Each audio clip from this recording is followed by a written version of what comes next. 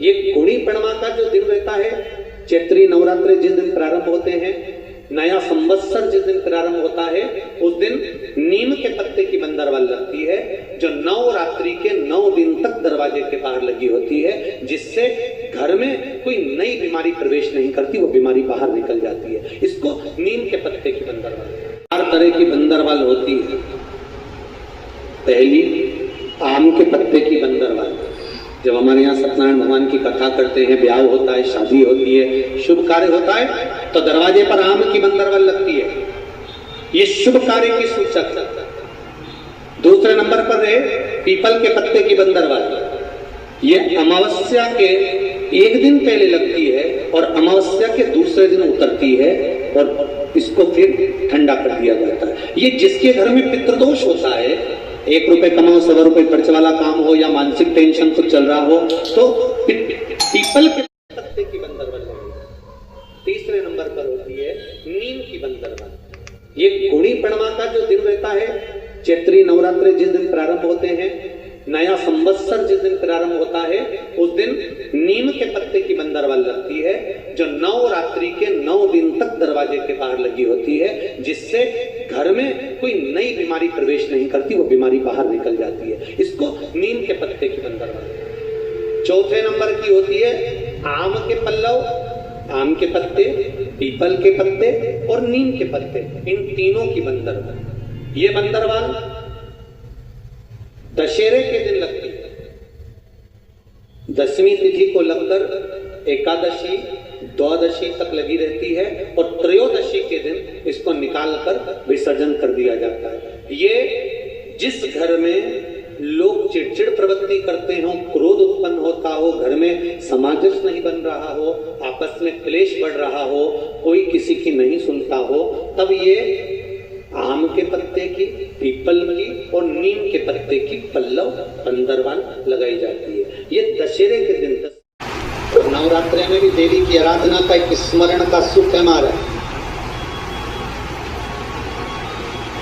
ज्योत का विधान है। नवरात्रि में देवी की ज्योत लगती है, अखंड ज्योति लगती है, जवारे बुआए जाते हैं, कलश लगता है। ज्योत का भी विधान है। जिसके यहाँ दिया अखंड जलाया जाता है, अगर वो दिए की लो, दिए की बाती अगर दक्षिण दिशा की होती है, तो उसके घर में साल भर में एक घाट जरूर हो।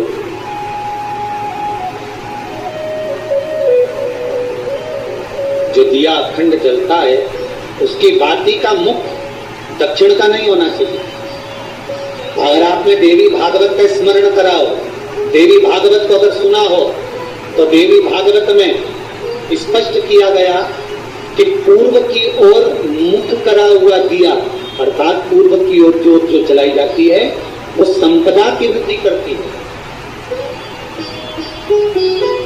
पश्चिम की ओर मुख कर कर जो ज्योत लगाई जाती है महाराज, वो वैभव को देती है। और उत्तर की ओर जो मुख कर कर ज्योत जलाई जाती है, उत्तर की ओर जो ज्योत का मुख रहता है, वो आयु की वृद्धि करती है, घर में अकाल मौत को रोक।